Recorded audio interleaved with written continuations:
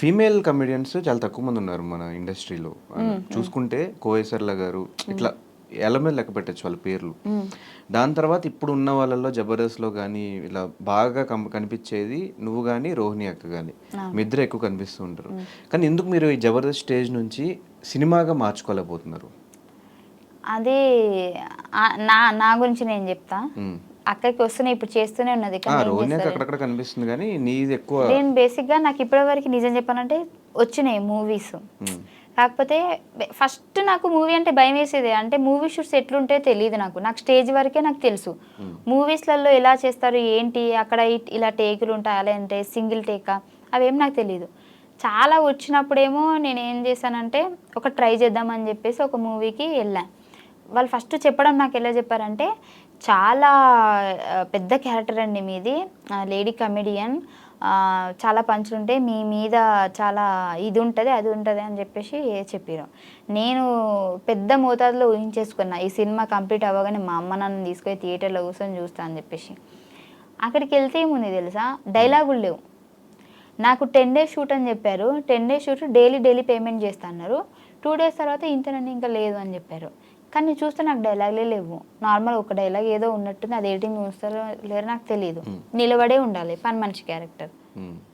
అంటే పని మనిషి క్యారెక్టర్ అని నేను చెప్పట్లేదు, పని మనిషి క్యారెక్టర్ అయినా యూజ్ చేసుకోలేదు నన్ను అని నేను చెప్తున్నా. సో నాకు అనిపించింది ఏంటి ఇది యూజ్ చేసుకోవట్లేదు. ఇప్పుడు నార్మల్గా నేను డైలాగులు లేకుండా నిలబడ్డా కానీ ఎవరైనా ఆ మూవీ చూసారనుకోండి, 5 ఏంటి అలా నిలబడేది, బయట కొద్దిగా మంచిగా ఉంది, అక్కడ ఏం యూజ్ చేసుకోలేరు, ఏం లేదు 5 అది అని ఆ ఒక టాక్ రావద్దు అనేది నా ఫీలింగ్. నాకు ఎలా అనంటే నేను చేస్తే అబ్బాయి ఏం చేసిందిరా ఫైమా, నిలబెట్టిందిరా అన్నట్టు ఉండాలి కదా.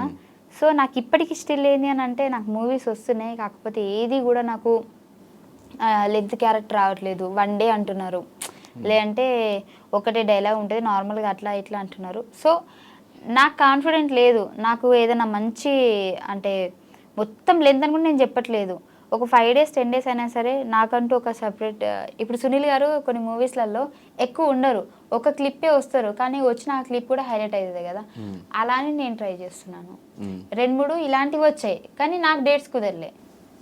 వాళ్ళైతే సినిమా మొత్తం అన్నారు మంచి హీరో, పాపులర్ హీరో, కాకపోతే నాకు వాళ్ళు ఏమన్నారంటే మొత్తం 45 days మీరు మొత్తం మాతోనే వచ్చేసేయాలి, మొత్తం అంటే సినిమా కంప్లీట్ చేసుకొని రావాలి, అప్పటిదాకా హైదరాబాద్ రాము అని చెప్పారు. మధ్యలో నాకు జబర్దస్త్ షూట్స్ ఉంటాయి కదా. సో వీళ్ళు ఏంటి అని అంటే మళ్ళీ గ్యాప్ ఇస్తే బాగోదు అసలు. ఎప్పుడు కూడా అంటే నేను కావాలంటే ఏదైనా వదులుకుంటా కానీ జబర్దస్త్ అయితే వదులుకోను, ఒక షెడ్యూల్ కూడా. నాకు జ్వరం వచ్చినా నేను వదులుకోను. డైలాగ్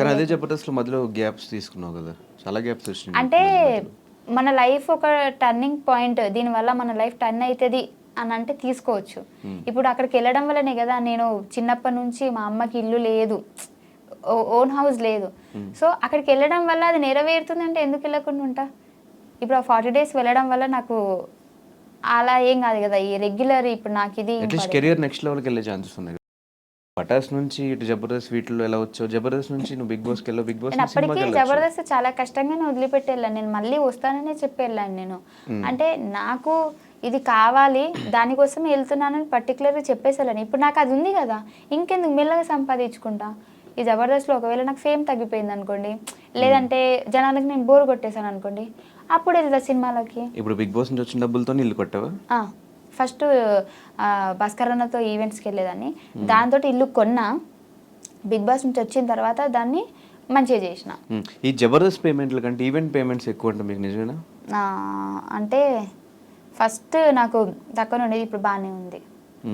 జబర్దస్త్ పేమెంట్స్ కంటే ఇప్పుడు జబర్దస్త్ పేమెంట్లో బాగానే ఉంది.